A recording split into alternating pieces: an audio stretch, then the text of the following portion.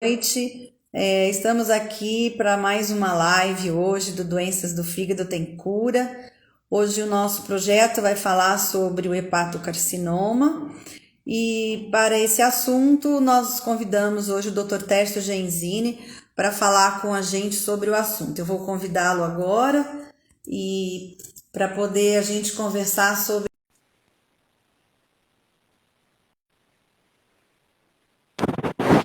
o nosso projeto. Ele está na quinta live e hoje nós vamos falar sobre hepatocarcinoma. Boa noite, doutor Tércio. Boa Muito noite, obrigada Andréa. por aceitar o nosso convite para falar sobre hepatocarcinoma, no nosso projeto Doenças do Fígado Tem Cura.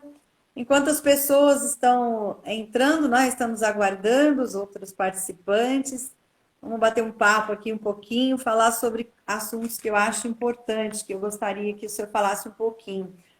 Hoje a grande preocupação das pessoas é com relação ao Covid, né?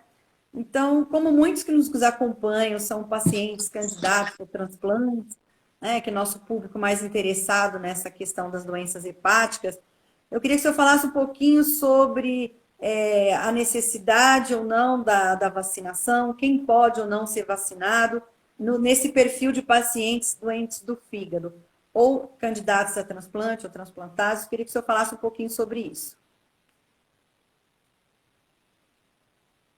Primeiro, é um prazer estar aqui de novo. De vez em quando, talvez corte um pouquinho, porque entram ligações telefônicas e eu tenho que desligar. Tem esse problema, né? O Instagram. Mas, enfim, porque eu tô no celular falando com você.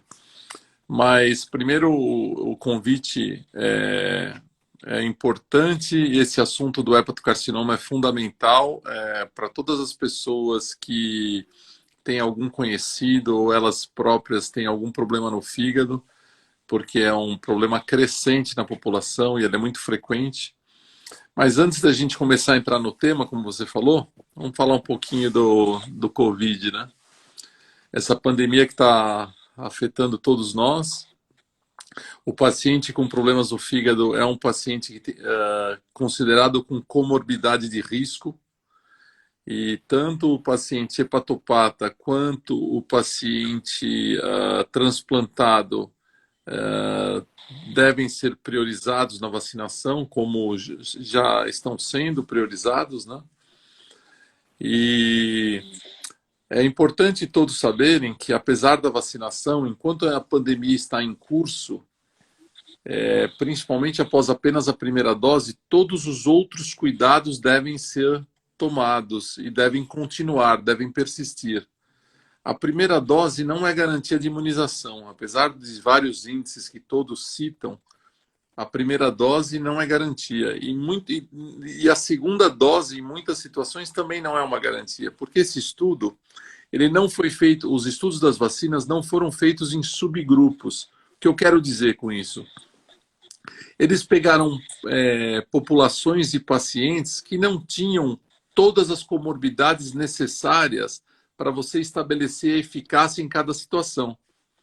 Então, por exemplo, um paciente que tem uma cirrose, não existe um estudo específico da eficácia da vacinação em cirróticos.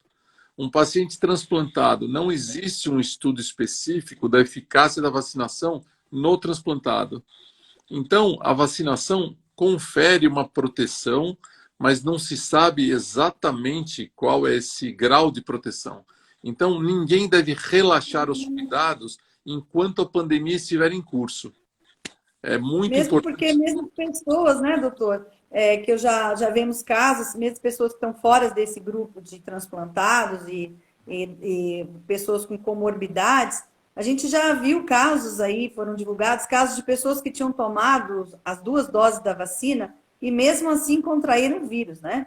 Então, enquanto, na verdade, doutor, acho que enquanto não conseguir vacinar uns 70% que dizem, né, da população para o vírus rebater e não ter como ser transmitido, eu acho que todos os cuidados têm que continuar sendo tomados por todos, né?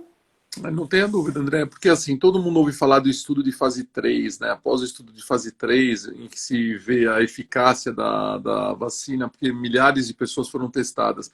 Mas depois dessa fase 3 vem a fase 4, que é o resultado do uso na população.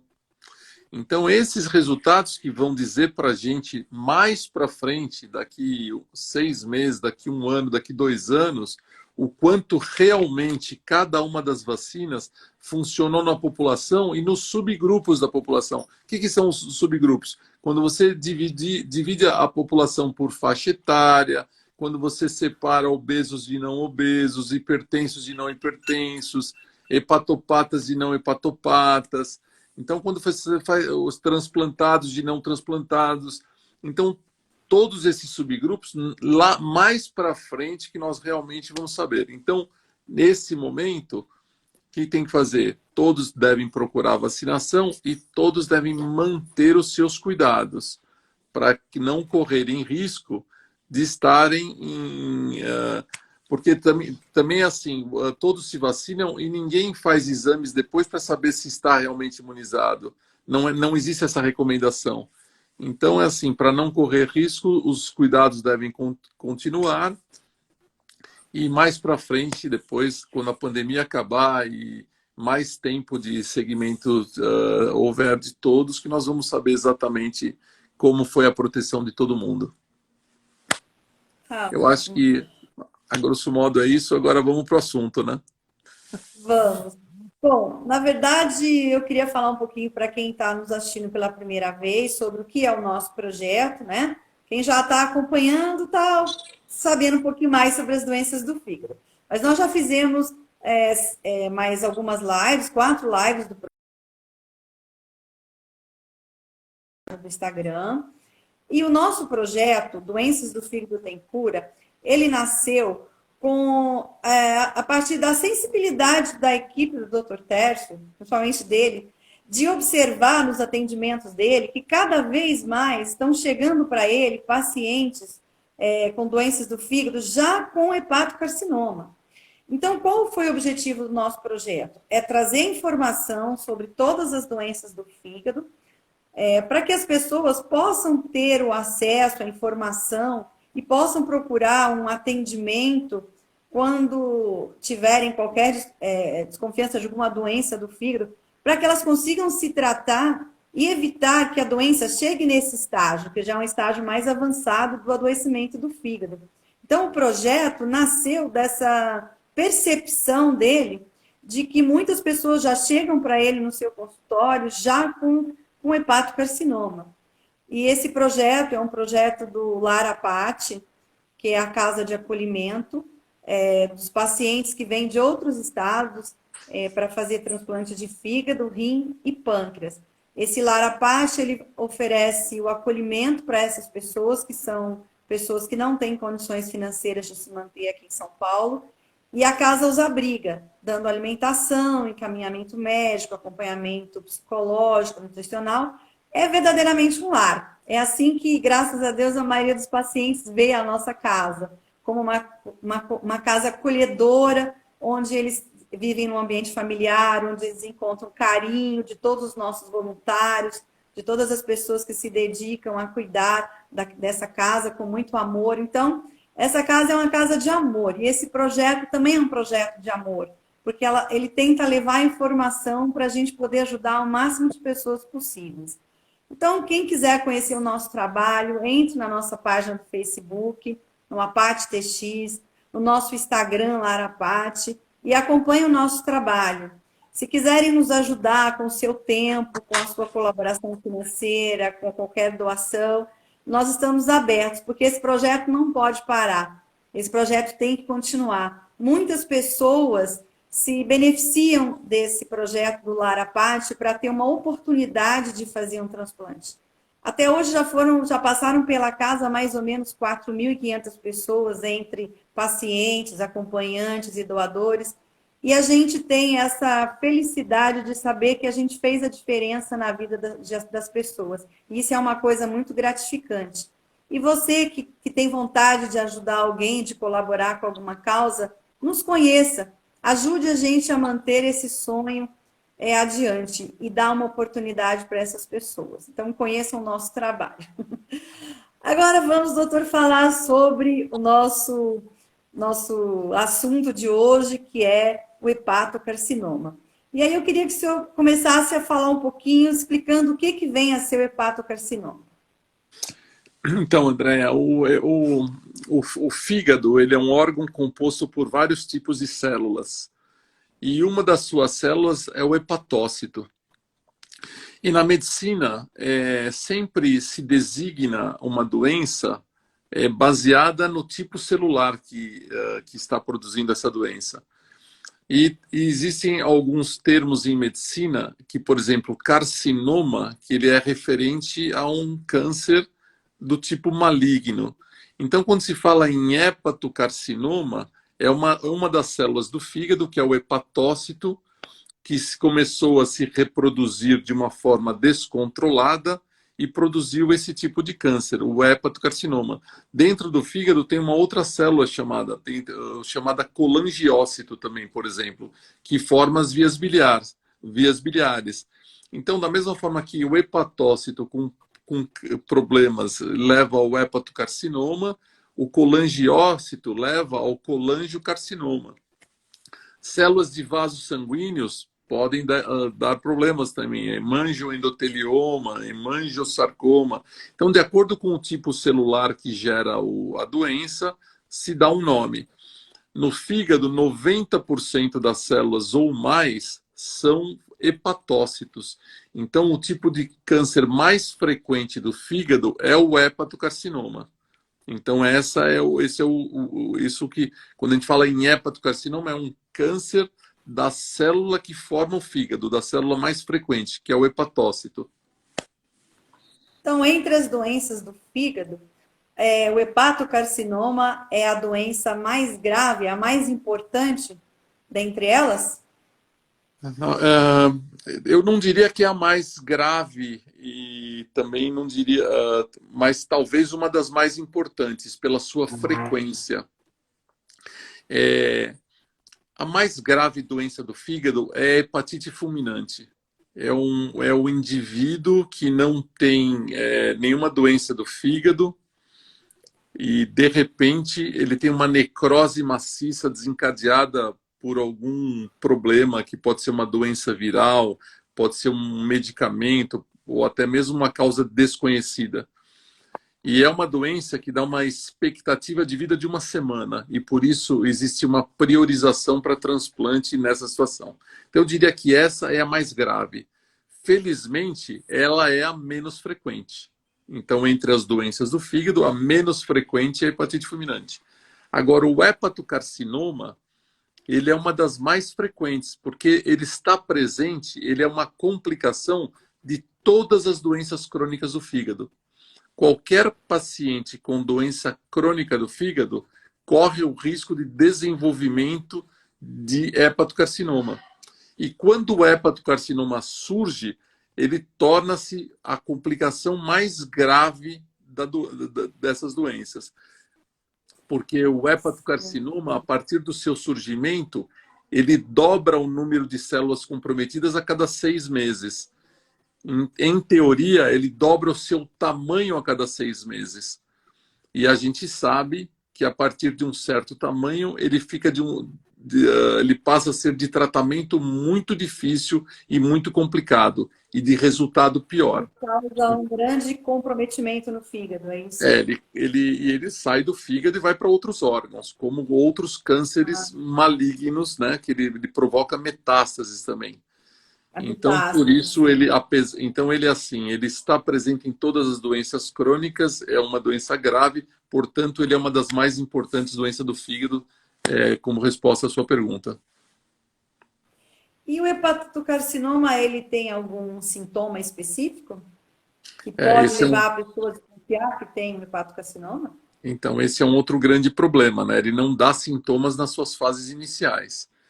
Então, é assim, quando surge lá a primeira célula que se multiplicou de uma forma inadequada e começou a se reproduzir, não dá sintomas e ela vai crescendo e também não dá sintomas, apenas quando ela está comprometendo a função do fígado, ela passa a dar sintomas.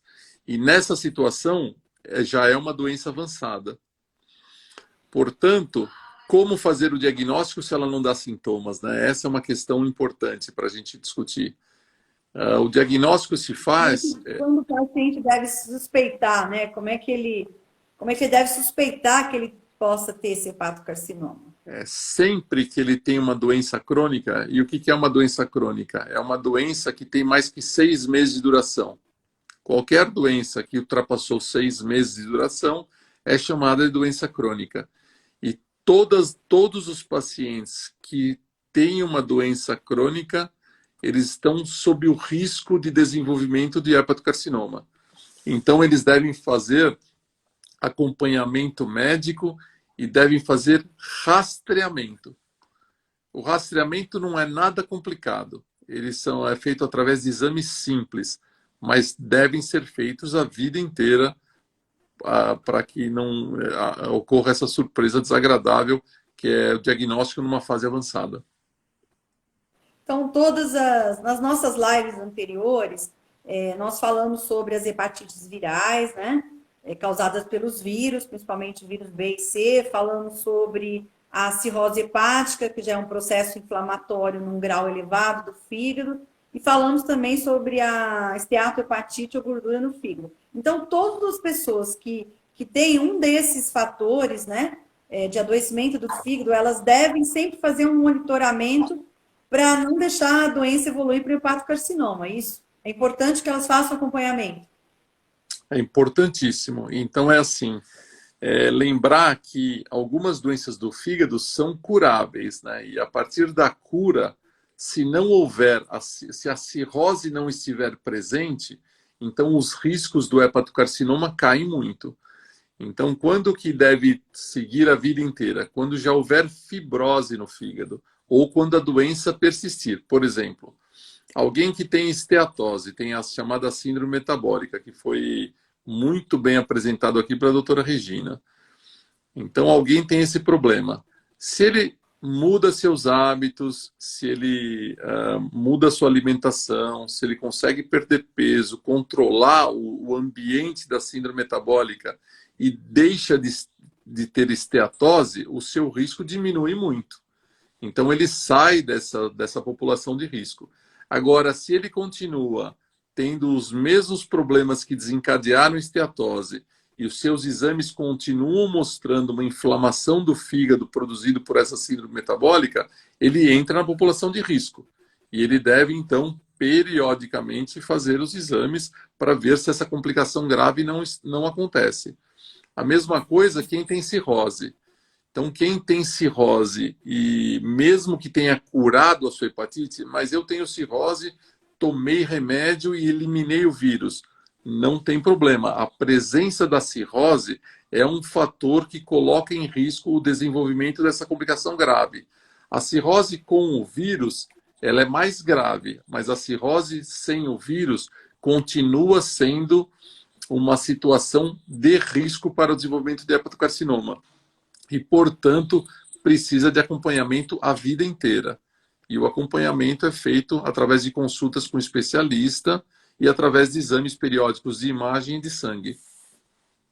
Agora, um paciente, por exemplo, que era um paciente portador de hepatite C, que fez o tratamento, negativou, mas ele não chegou a desenvolver uma cirrose hepática. Ainda assim, ele corre o risco desse vírus voltar a ter atividade? Ele precisa continuar fazendo acompanhamento? Então, como o Dr. Thor apresentou, né, na live dele sobre hepatites aqui, uma vez que ele elimina a hepatite C e ele não está numa fase já com fibrose ou cirrose associadas, ele está curado da doença, ele deixa de ter aquela doença crônica. Agora, se ele já tem fibrose ou cirrose associadas, ele não deixa de ter a doença crônica, então ele precisa continuar o seu acompanhamento. Outras formas de hepatite, por exemplo, a hepatite B é diferente. A hepatite B é diferente da C, porque hepatite B continuamente se necessita do uso do antiviral, pelo menos até os dias atuais. Não existe ainda suspensão das medicações. Então, precisa de acompanhamento sempre. Tá. Então, assim, de Agora, acordo com a hepatite, a situação é diferente. dentro desse rol de doenças, hepatites virais B, C, esteatose, cirrose, existe uma delas que tem uma chance maior de virar um hepatocarcinoma? É assim, sempre que a cirrose está presente, Andréia, existe um risco aí de 1 ou 2% ao ano de desenvolvimento do hepatocarcinoma. Então, precisa se fazer o acompanhamento. Quando essa cirrose tem um outro fator agressor, então, por exemplo, cirrose com adição de bebida alcoólica. Então, esse fator inflamatório adicional aumenta os riscos, tanto de piora da função do fígado, como de aparecimento do hepatocarcinoma, por exemplo. Se ele tem cirrose e a hepatite crônica dele continua em atividade, esse risco também é maior. Se ele tem cirrose e continua com a sua esteatose comprometendo o seu fígado, agravando o seu quadro de cirrose, o seu risco também é maior. Então, cada fator inflamatório adicionado à doença do fígado aumenta o risco do desenvolvimento do câncer, porque o câncer ele é uma complicação de uma doença inflamatória, isso em todos os órgãos. Todos os órgãos que têm uma inflamação persistente têm maior risco de desenvolvimento de câncer, porque na regeneração desse problema inflamatório que surge lá a mutação genética que produz o câncer, e muitas das vezes.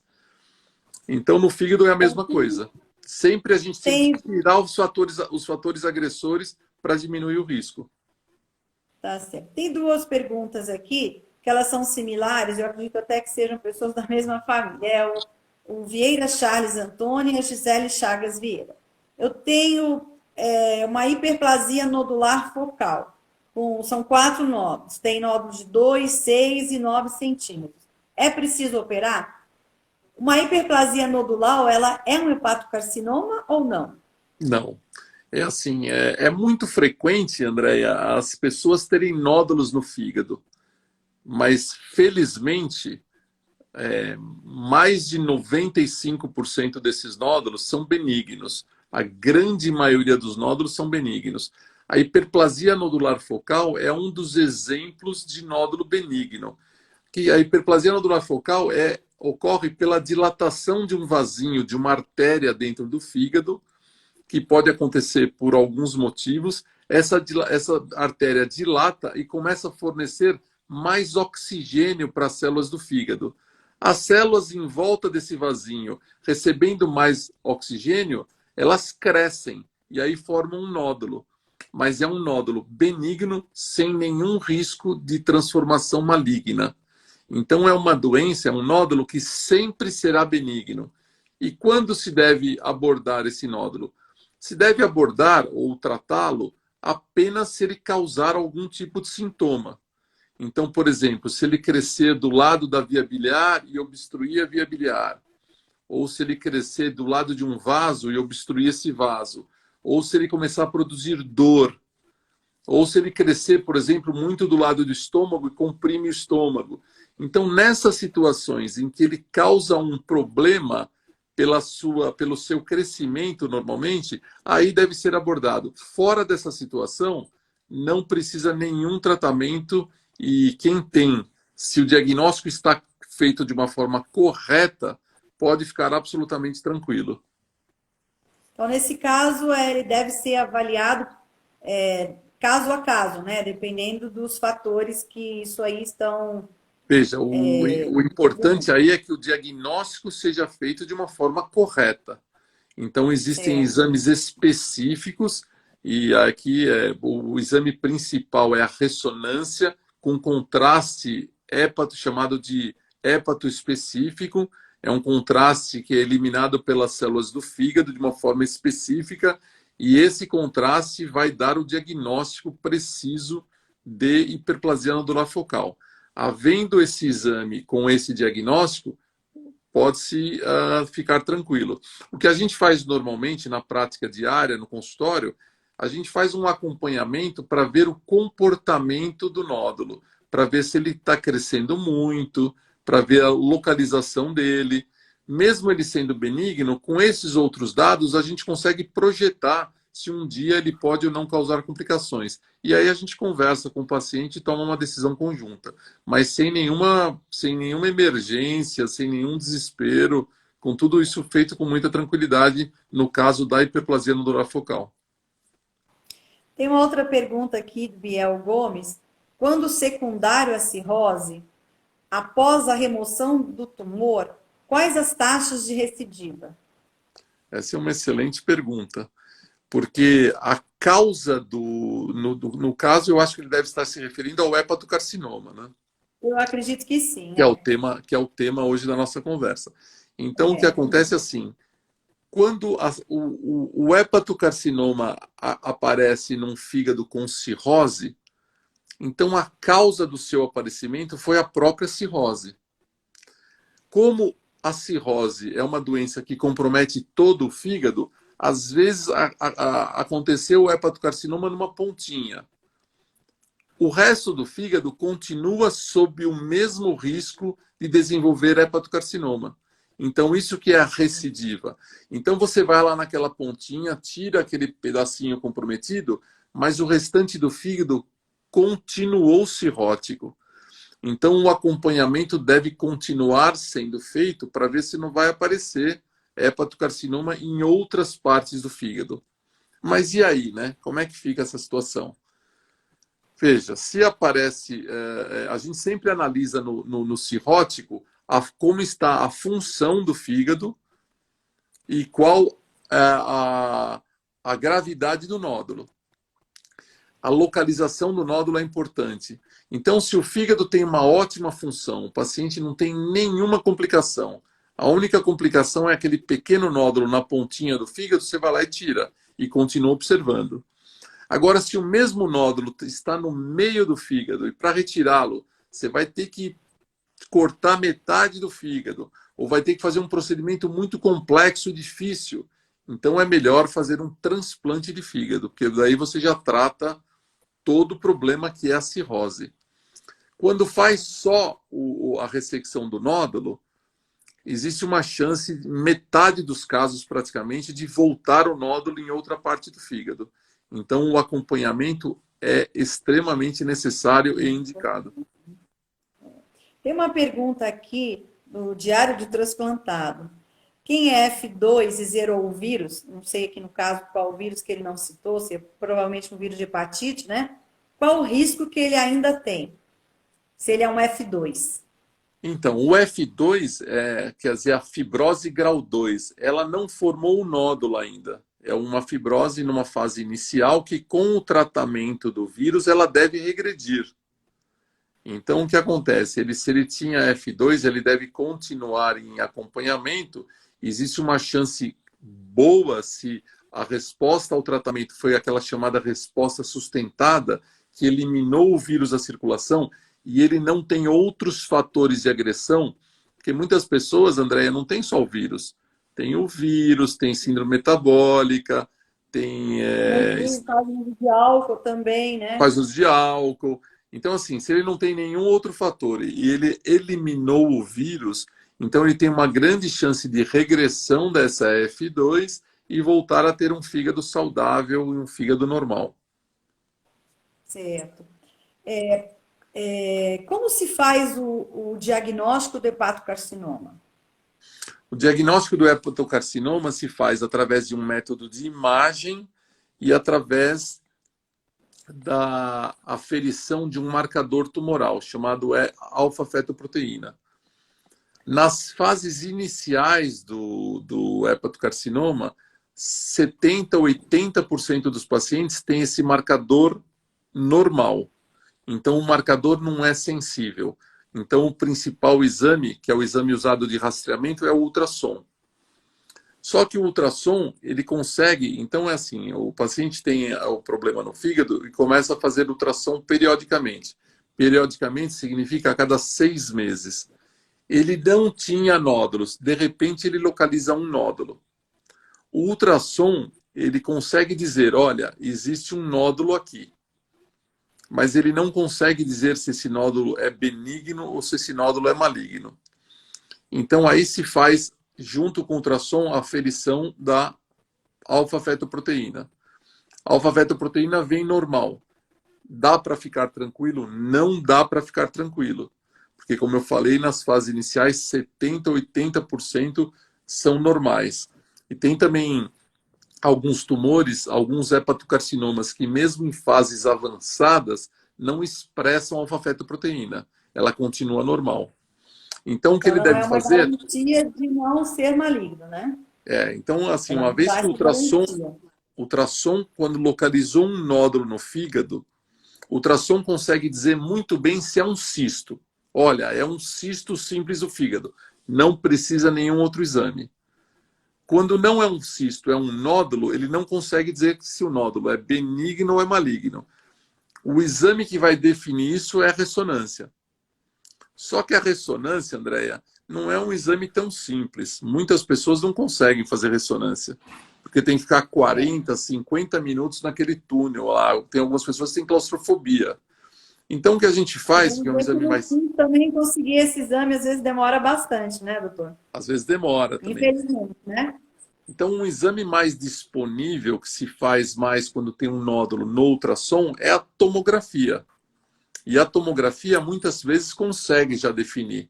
Se a tomografia também não definiu, vai para a ressonância. E se a ressonância não definiu, vai para a biópsia. Então, é assim, tem muitas formas de se investigar. Hoje não é justificado não se saber o diagnóstico de um nódulo no fígado, porque existem muitos recursos para se fazer esse tipo de diagnóstico.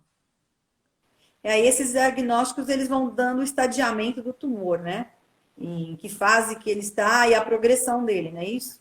Quando se fala em estadiamento, o estadiamento ele é sempre importante quando o tumor é maligno. Então, assim, Certo. uma vez que você fez o diagnóstico, olha, é um tumor maligno, aí você passa para o estadiamento. Então, o estadiamento se faz com uma tomografia do pulmão. Por quê? Porque os principais locais de comprometimento do hepatocarcinoma são os gânglios, e isso o exame do abdômen já mostra. E em segundo é o pulmão. E depois do pulmão e dos gânglios vem os ossos. Então, só em casos mais avançados você faz também a cintilografia óssea, se nenhum desses exames localizou uma doença e você tem sinais que ela possa estar acontecendo. Então, estadiamento a gente fala quando a doença é maligna e envolve Ah, sim. esses exames adicionais. Esse estadiamento é para saber se ela já, quanto ele evoluiu e se ele já fez a metástase, já passou para outros órgãos, é isso? Exatamente, exatamente, porque de acordo com o estadiamento, você vai definir o tratamento, né? Então é assim, Certo. o tratamento ele pode ser desde uma observação até uma agulhinha, até tem muitos tratamentos disponíveis. Eu acho que as perguntas aqui a gente vai É. fazer Tem responder. uma pessoa aqui perguntando bastante aqui, é a Luar Luana. Ela diz o seguinte: eu tive hepatite C, eu posso tomar a vacina do Covid? Deve tomar a vacina do Deve. Covid, deve tomar. É assim, não existe contraindicação à vacinação. Então, é assim, todas as pessoas devem tomar a vacina. Tem uma pergunta aqui sobre o que o senhor falou dessa parte daí, das metástases, né? A metástase de hepatocarcinoma geralmente aparece no pulmão?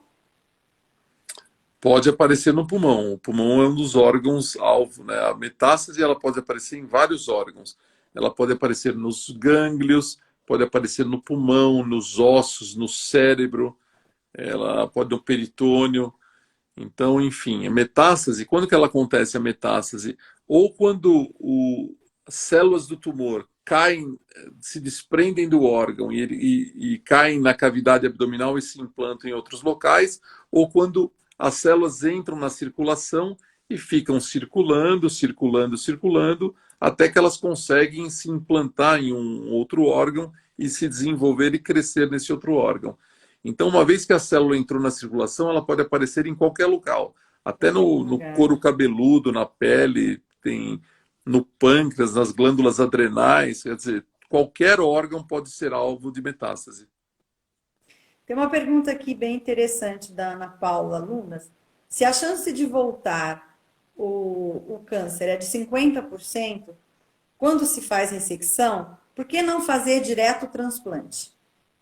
Essa é uma boa pergunta. Isso são discussões de congressos, inclusive, viu, Luana? A sua pergunta foi excelente. O que acontece é que não existe órgão disponível para todo mundo. Então,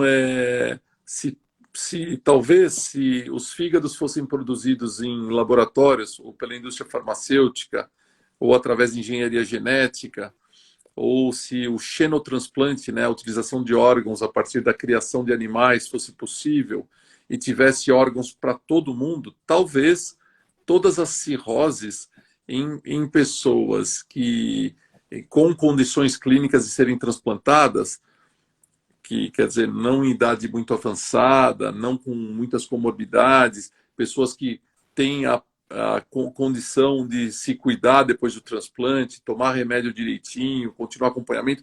Se todos esses tivessem órgão para todos, talvez fizesse transplante em todos, mas não tem. Então, se a gente pode curar metade sem utilizar órgãos, então a gente deve utilizar esse meio também. A gente deve utilizar esse outro método de tratamento, porque daí a gente já tira metade da chance para todo mundo, né? Porque já senão tira a fila ficaria só para os pacientes com hepatocarcinoma, né, doutor? o E aí hepatocarcinoma. as outras doenças não conseguiriam Exatamente. transplantar, não é isso? Exatamente, André, o que você colocou é fundamental. O hepatocarcinoma já representa 30 a 40% dos transplantes realizados. Só que tem um monte de outras doenças que precisam de transplante e não são hepatocarcinoma. Então a gente tem que utilizar todos os métodos de tratamento disponíveis para todas as doenças e deixar para o transplante apenas aquele paciente que não tem nenhuma outra chance de tratamento, que a única chance dele é o transplante. E aí sim a gente consegue adequar a lista aos doadores disponíveis. Mesmo assim, a gente só consegue transplantar 1/3 dos pacientes que estão em fila, infelizmente. Então, assim, Infelizmente não existe, né, doutor, um método que seja 100% equivalente, justo para todo mundo, né? Que, na verdade, a gente precisaria ter mais oferta de órgãos para conseguir atender a todas as patologias, né? E isso ainda está longe de ser uma coisa ideal, né? Então, tem que se tentar fazer o melhor para atender o maior número de pessoas possíveis, não é isso? assim, mortes, doadores disponíveis nós temos. Nós temos. O que nós não temos ainda é a viabilização desses doadores. É que sabe que, André, se a gente ficar falando muito de transplante aqui, nós vamos suspender a próxima live. É isso mesmo, tá certo. Bom, então vamos falar aqui sobre. Acho que essa pergunta aqui a doutora respondeu, e acho que você, a Sérgio, você já respondeu também, que é do Morales de Oliveira. Não, peraí, desculpa, não, é do Emerson Freitas. Tenho esteatose hepática moderada. O que devo fazer para eliminar essa patologia? Eu acho que o senhor já respondeu que é a mudança de hábitos, né? Ele deve tratar, Andréia, a causa da esteatose. Então, o que ele deve Buscar buscar a origem. é o porquê ele tem esteatose. Ele tem esteatose Sim. porque ele tem um problema na metabolização das gorduras. Então, ele tem que tratar direitinho esse problema que ele tem. Problema com colesterol, problema com triglicérides.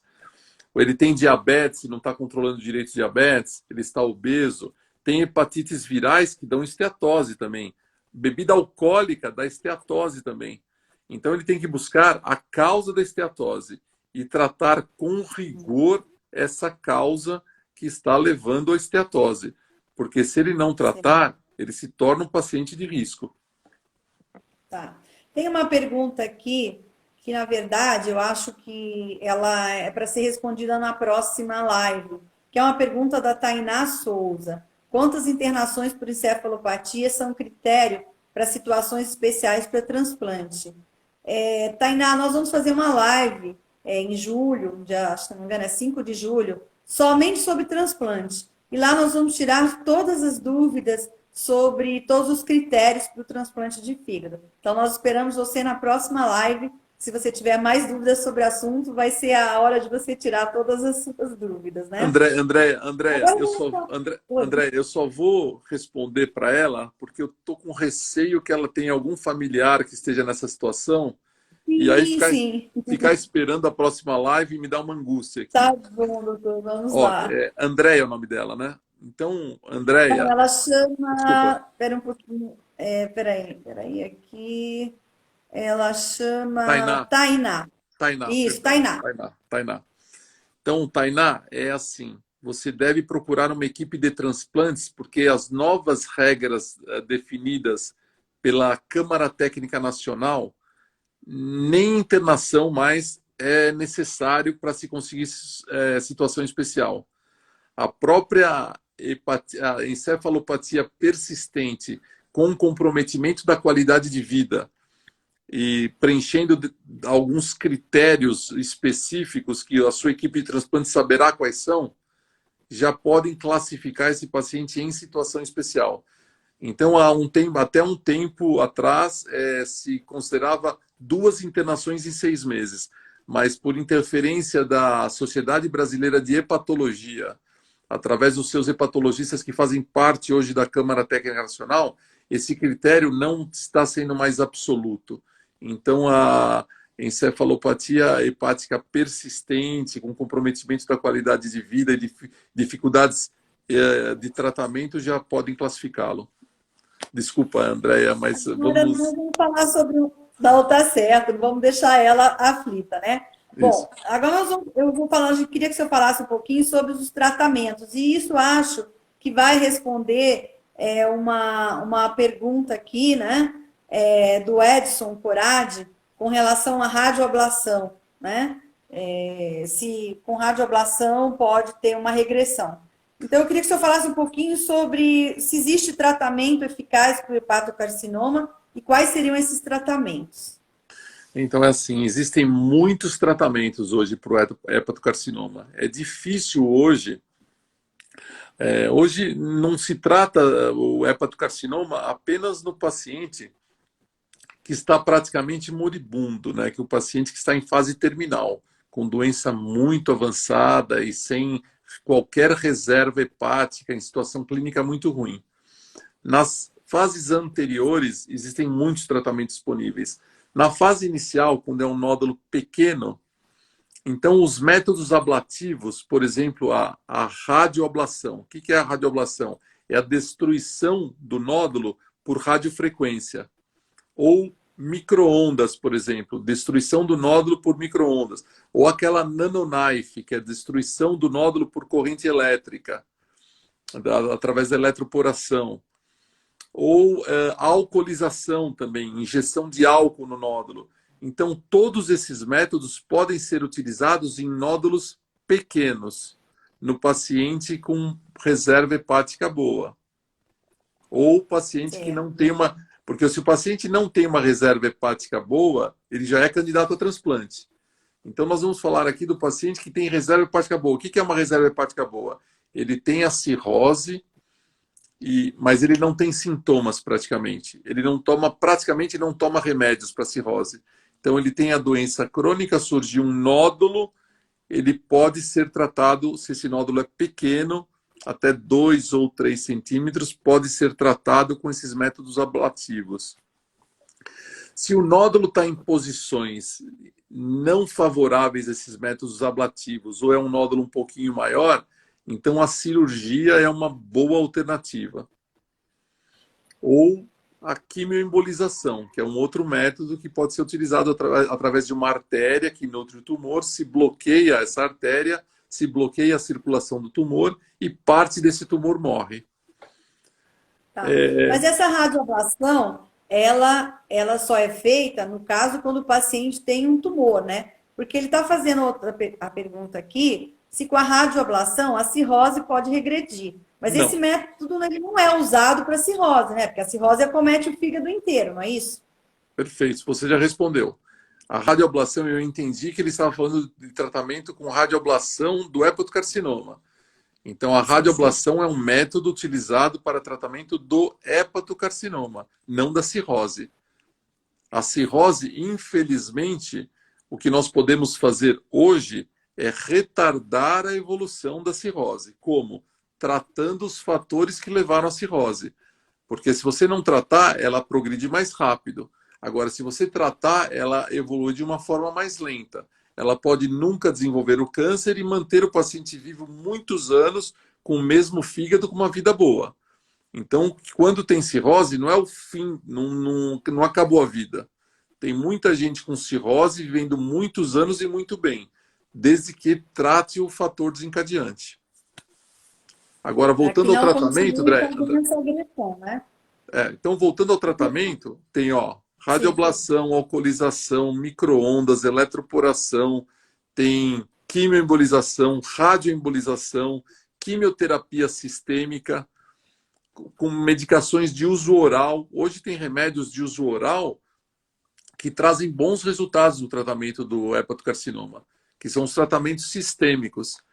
Depois, e tem o transplante de fígado. Então, quer dizer, tem imunoterapia, quer dizer, tem muitos métodos hoje de tratamento e de acordo com a situação de cada paciente, será escolhido o método que vai trazer o melhor resultado. Então, ele deve estar tratado com um especialista em fígado que pode tratá-lo, ou com um oncologista, ou com alguém que trabalhe com transplantes. Essas decisões normalmente são tomadas em decisões em reuniões multidisciplinares. Quando tem, recentemente eu recebi um senhor, um paciente com 75 anos e com um tumor de fígado. Então a discussão é: o que fazer nesse tumor? Dar remédio por via oral? Fazer uma ablação? Fazer uma quimioablação? Fazer uma ressecção? Fazer um transplante?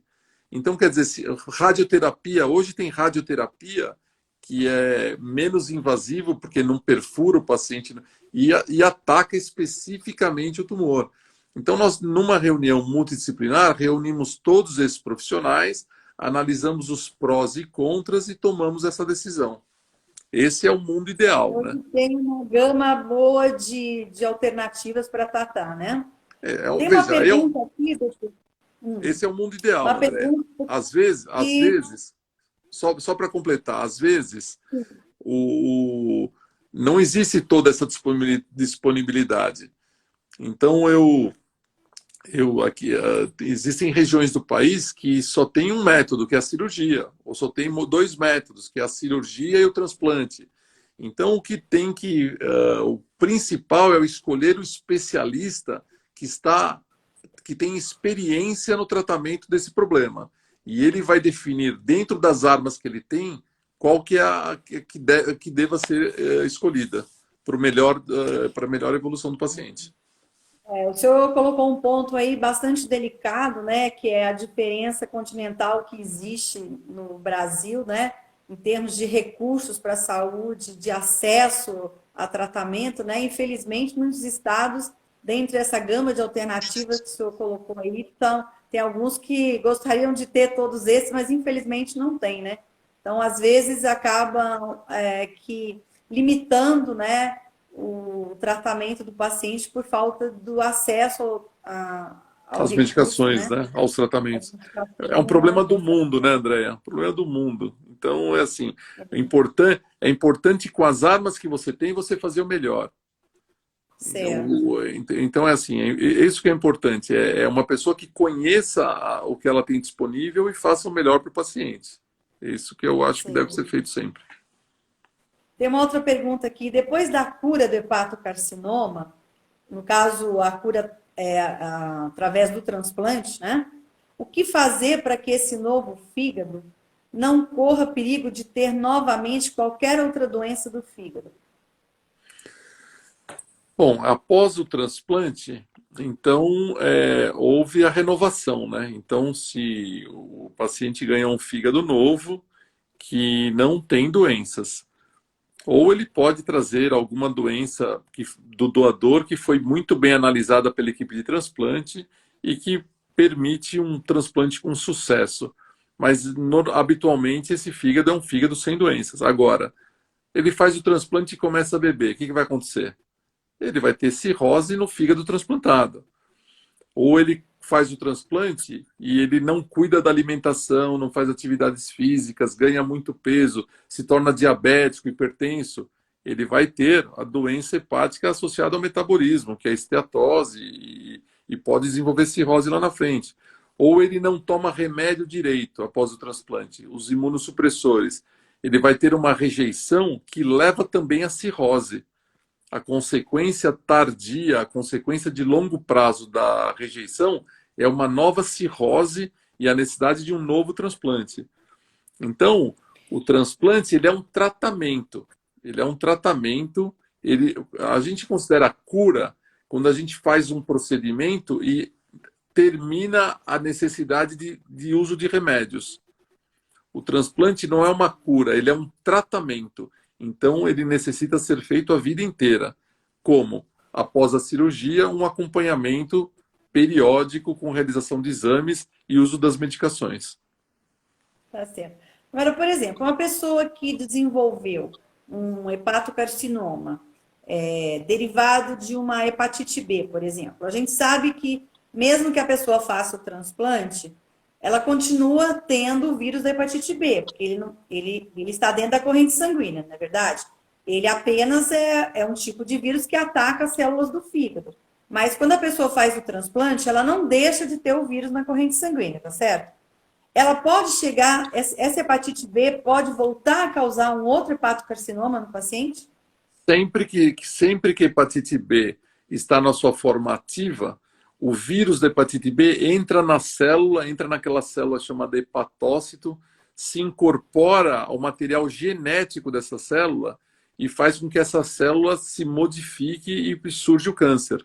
Essa é a produção de câncer por doenças virais, normalmente surge da incorporação do material genético viral no material genético celular. Então, isso acontece em muitas doenças virais pelo corpo inteiro. E no fígado não é diferente.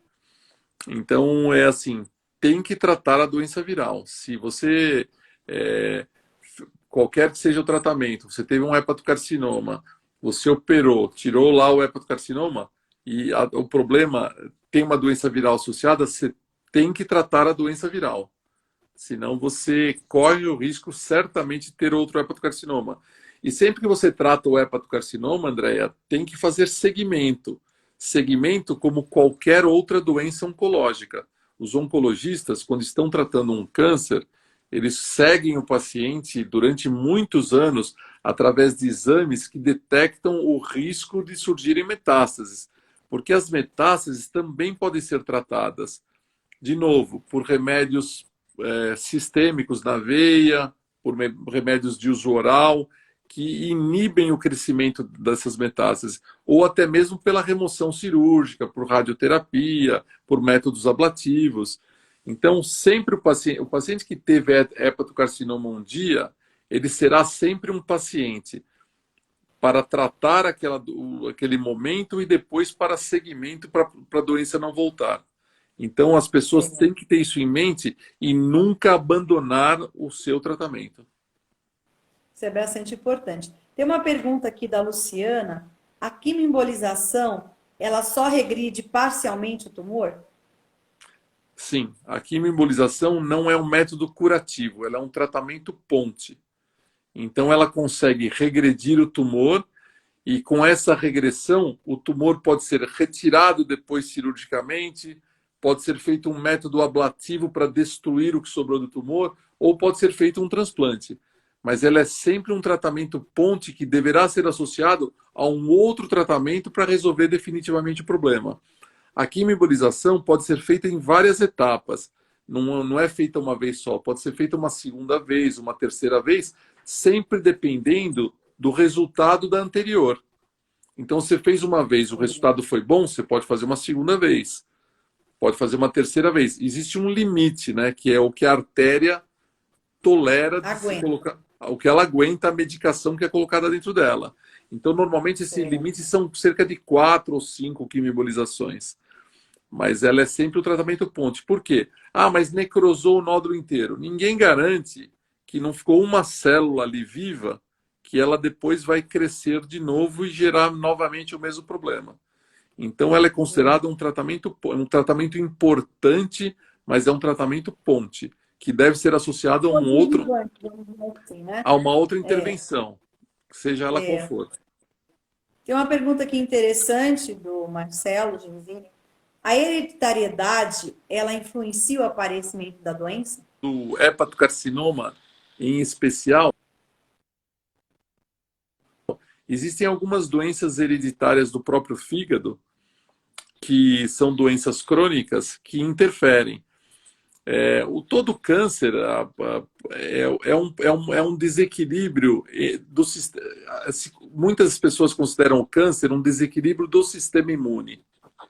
Então, quando todas as pessoas que têm um problema imunológico, e esse problema pode ser hereditário, tem maior risco de desenvolvimento do câncer. E o hepatocarcinoma não foge a essa regra. Então, a hereditariedade ela pode interferir dessas formas. Existe hereditariedade, por exemplo, na própria esteatose. A esteatose, que hoje é uma das doenças mais frequentes do fígado, ela tem um componente hereditário importante. Então, os descendentes de quem tem esteatose têm que se cuidar, porque eles têm maior risco. E tendo maior risco dessa doença crônica, terão um maior risco do hepatocarcinoma. Então é assim, o que se considera nas famílias, é sempre importante perguntar os antecedentes familiares. Famílias com várias pessoas com câncer têm maior risco também de desenvolvimento de câncer. E aí sim, a hereditariedade está mostrando aí a sua importância. Então é importante sim a hereditariedade. Tem uma pergunta aqui da Fátima Souza. A cura do hepatocarcinoma só existe se fizer transplante? Eu fiz hepatectomia há 3 anos. Acompanho de 6 em 6 meses. E está tudo bem. Quanto tempo tenho que acompanhar com exames? Deve acompanhar, depende da doença de base dela, né? Se ela, assim, por exemplo, mais de 90% dos hepatocarcinomas acontecem em fígados com cirrose. Então, se ela tem um fígado com cirrose e tratou o hepatocarcinoma, ela curou o hepatocarcinoma, mas deve acompanhar a cirrose a vida inteira, para ver se não vai aparecer um outro hepatocarcinoma. Se não tem cirrose e teve um hepatocarcinoma, isso é a minoria dos casos. Não tem cirrose, não tem nenhuma outra doença e apareceu um hepatocarcinoma. Isso é raro acontecer, raro a gente identificar. Então você trata, acompanha por 5 anos, depois desse período, rarissimamente a doença vai voltar. Mas, via de regra, a melhor coisa é fazer um acompanhamento sempre, né, doutor? Sempre. Via de regra, sim, sempre. É a melhor coisa, né? Bom, vamos ver o que a gente tem mais de pergunta aqui. Eu acho que essa até aqui o senhor já respondeu sobre hiperplasia nodular focal, se ela dói. O senhor disse que a pessoa pode ter sintoma ou não, né? Isso aí varia de pessoa para pessoa. Normalmente, André, quando não atinge a superfície do fígado, ela não dói. Quando atinge, porque na superfície do fígado tem uma cápsula que tem muita inervação. Então, se atingir essa cápsula que fica na superfície, quando ela é lá dentro do fígado, normalmente não dói. Se ela distender o fígado, distender essa cápsula do fígado, ela pode doer. Ou se ela comprimir algum outro órgão, ela pode doer também. Normalmente não dói, não tem sintoma nenhum. Então, na parte interna do fígado, vamos dizer assim, tirando a parte capsular, ele não tem terminação nervosa, é isso? Tem menos, então ela não provoca dor. Não provoca dor. As dores dos tumores... a pessoa fala, o fígado dói. Na verdade, ele dificilmente dói, né? As dores isso do não é uma fígado... forma de descobrir que tem problema no fígado, né? Porque muita gente fala, o fígado dói. Às vezes não é o fígado, né? Às vezes até a vesícula, alguma outra coisa, né? As dores e tem menos fígado... terminação nervosa, então. Exatamente. As dores do fígado normalmente acontecem quando existe distensão da cápsula. Então, quando o fígado cresce, por exemplo, tem pessoas que têm problemas cardíacos, como todo o sangue do fígado ele drena para o coração quase que diretamente, tem pessoas que têm problema cardíaco e distendem o fígado, então dói, porque distendeu a cápsula. Agora, Ah, uma doença que pode provocar dor dentro do fígado, Andréia, são as doenças biliares. Ou quando, por exemplo, se o hepatocarcinoma compromete uma via biliar. Essas áreas são também inervadas. E aí, se ele provocar distensão dessa área ou obstrução, pode doer lá dentro. Agora, o sim. hepatocarcinoma pequeno, numa área distante de vias biliares, numa área que não compromete vasos, só nas células hepáticas lá dentro do fígado, normalmente não produz nenhum sintoma. Tá certo. Tem uma pergunta aqui interessante. O que o senhor acha da cirurgia com robô para tirar tumor? Então, É uma pergunta da Luciana. a cirurgia com robô, ela é apenas uma nova alternativa no armamentário que o cirurgião tem. Então é assim, hoje a cirurgia feita por robô, ela é uma cirurgia é, em algumas áreas um pouco mais precisa e que facilita o trabalho do cirurgião. Isso está sendo, cresceu muito, por exemplo, na área de urologia, para cirurgia de próstata. Na área de fígado, muitas vezes ela é mais confortável para o cirurgião, mas ela não traz é, tantos benefícios para o paciente. Mas é uma área que está em pleno desenvolvimento e cada vez mais recursos novos vão surgindo. Ainda é uma cirurgia um pouco cara, então poucas pessoas têm acesso porque tem que dispor de recursos. E é uma cirurgia também que não está contemplada em muitos planos de saúde, em pouquíssimos hospitais da rede pública.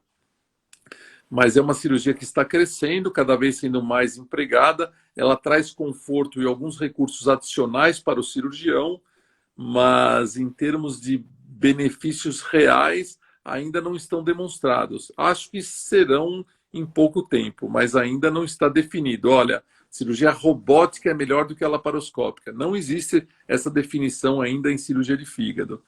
E cirurgia robótica é melhor que cirurgia aberta. Pode ser, o traumo cirúrgico é menor, mas em relação à cirurgia laparoscópica, eu acho que ainda não traz tantos benefícios. A não ser que você tenha recursos extremos. Tem robô, por exemplo, que faz ultrassom, tem robô que faz navegação, mas aí são situações assim de exceção disponíveis em pouquíssimos centros. Entendi. Bom, doutor, como a gente está se aproximando para o fim aqui, eu vou só fazer uma última pergunta aqui. Os tratamentos de câncer de fígado, eles são iguais aos outros tipos de tratamentos, outros tumores, outros cânceres ou não? O câncer de fígado, ele faz parte das doenças oncológicas, né? Sim. E Uhum. é uma doença oncológica que tem excelente prognóstico em fases iniciais, como muitas outras, e que tem também curas Entendo. definitivas. Mas o importante é que o diagnóstico seja feito numa fase inicial. Certo. Hoje, existem muitos mais recursos para tratamento desse problema, que até há pouco tempo não existiam. Então, hoje existem várias medicações, existem todos os tratamentos que nós já citamos, e existem sempre a gente tem que buscar a cura. Quando a cura não for possível, o controle da doença. Então, dificilmente não existe qualquer método a ser empregado. Hoje, o hepatocarcinoma é uma doença curável e é uma doença que deve ser, quando tratada por especialistas, pode ter um bom prognóstico. Tá ótimo, doutor. Nós já estamos aqui no fim da nossa live, né? Eu gostaria de agradecer a oportunidade que o senhor nos deu de conhecer um pouco mais sobre esse assunto que é tão importante e a gente vê que é uma doença que tá crescendo muito, né? Então, é importante que as pessoas saibam como diagnosticar, como tratar, quem procurar, como ter acesso, né? Então, acho que essa live foi de extrema importância. Eu agradeço a sua disponibilidade de conversar com a gente, agradeço a todos aqueles que nos acompanharam, continue acompanhando as nossas redes sociais, aguarde a nossa próxima live sobre transplante, que vai ser no dia 5 de julho, nós esperamos vocês aqui, e divulguem para os seus amigos, para as pessoas conhecidas, para que elas possam também ter o acesso à informação, compartilhem com outras pessoas, que quanto mais pessoas ficarem informadas, melhor é o prognóstico, mais pessoas a gente pode alcançar e tentar ajudar a se tratar, né? Eu gostaria que o senhor fizesse as considerações finais. André, queria agradecer todo esse empenho que você e tantas pessoas têm aí para manter a nossa casa de apoio, né? Que a gente teve essa ideia em 2003 e até hoje cuidamos com tanto carinho de tantas pessoas que nos procuram. Então, esse projeto é um projeto que traz muita alegria, muitas alegrias para a gente se sente gratificado de poder fazer algo parecido com isso, né? E então queria agradecer sempre você e todos que colaboram com a casa. E aqui eu acho importantíssimo a gente conversar sobre esses problemas para que as pessoas se previnam. O hepatocarcinoma é um problema que pode ser prevenido e que pode ser curado. Então, essas duas coisas as pessoas têm que ter em mente e, através de informação, elas sempre vão alcançar esses objetivos. Muito obrigado a todos aqui que participaram, enviaram suas perguntas. Por mim, eu ficaria aqui mais umas 2 ou 3 horas, mas a Andrea tem muitos compromissos na agenda dela. Então, brincadeira à parte, a gente tem o tempo aqui do Instagram. Muito obrigado a todos e até a próxima, dia 5 de julho, se Deus quiser. Muito obrigada, esperamos vocês na nossa próxima live. Uma boa noite a todos e mais uma vez obrigada pela participação de todos. Até logo. Tchau, tchau. Tchau.